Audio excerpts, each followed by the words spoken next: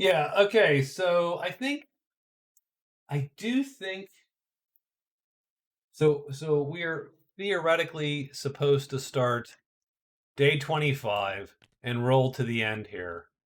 I am fairly certain. I think I'm going to call this one. I think to the scores as it is, the elf is going to quickly walk, right? He's going to spend his 2 days and he's going to get up to the guard. He's going to turn in the one last point there. He'll end up with 15. Don't get me wrong. I mean, the magician could maybe run up and kill the soldiers with his guys, to get something going. But even that might, it's not a huge deal. Um, the druid doesn't have anything going on, so I think we're going to call this one. Um,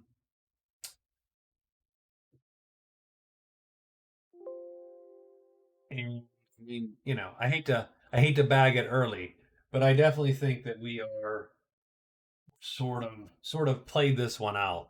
Elf is the clear winner, runaway winner, actually, with I'm gonna say probably 15 points. I don't see anything stopping him.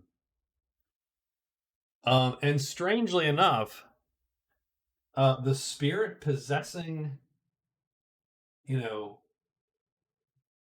that spirit taking possession of tremendous demon was actually quite a. I didn't think it at the time because you're sort of thinking, oh well, we need a tremendous flying dragon, or right? That's sort of the gig. But the simple fact of the matter is that thing hits on a time 3.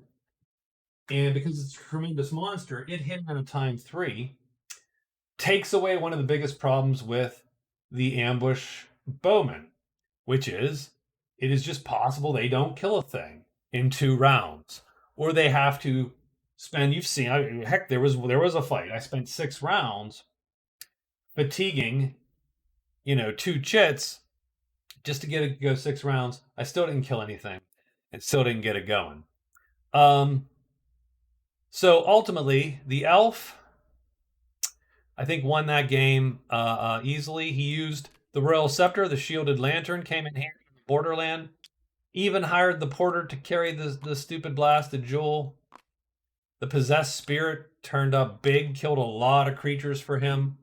So I think a very, very, just a super sort of exciting game for him. On the other hand, the magician was sort of a mess. The magician got cursed up here day 3 or 4. I forget which one it was. And then just spent pretty much the entire rest, all the way till day 10. So he spent a whole week just getting uncursed. That is actually something that I've seen over and over. Getting cursed,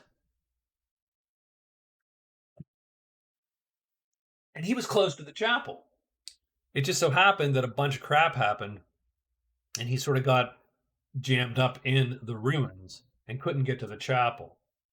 I mean, obviously he had to move here, which he got blocked because he had the chapel marked. And so it was a little bit of a mess for him. So he wasted pretty much a whole week. And then he wasted another what? Another week, frankly, trying to deal with that demon, failing to deal with that demon. He went to the inn and hired, and then the demon disappears on him. And so his whole rescue attempt thing didn't work. So pretty much, he's 3 weeks in, he hasn't scored a point. So bad luck for the magician. I feel bad. The magician's one of my favorites. He's not as unlucky as the Black Knight, who did not make it out alive, but certainly unlucky.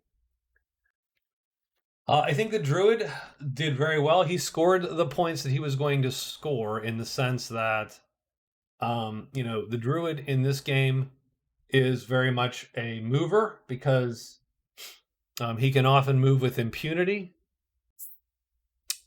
He's easy time getting away from monsters, but he's not a good fighter. So he very much moves from place to place.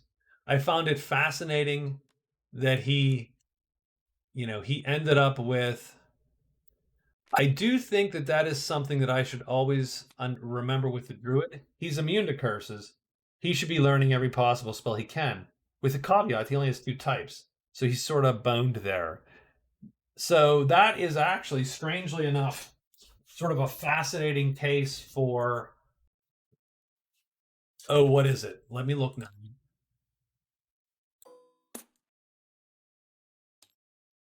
That is a fascinating case for Witch's Brew. If you're playing with the expanded Druid rules, which make him immune to curses, then Witch's Brew becomes a weirdly valid spell choice because it opens up 2 more types of spells to learn. Now you're burning a spell choice. You only get 2 of them to begin with. So it's not like you have a ton of spells to work with. But if you took Witch's Brew, then you could learn from the altar. The problem with type 4 is I don't think it's on any site. You have to find the Scroll of Alchemy. There's no site that gives you type 4 spell.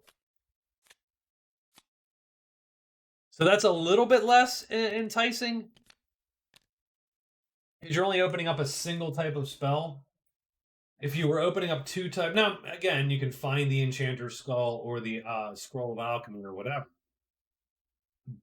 But I love to find the site chits give, or there, where they're at. Typically other characters will find them for you. And so that's going to give you a little bit more value out of that. But since it turns your types into 3s and 4s, and maybe it's not as cool. But yeah, the druid should always get on the board on that spell category. And he did very well. And he scored 8 points, and 8 points ain't bad. It's just not even close this game. So that's it. Thank you very much. I do appreciate it. If someone was looking for some exciting finish, you ain't going to get it today. I'll have to wait for next game. I was considering.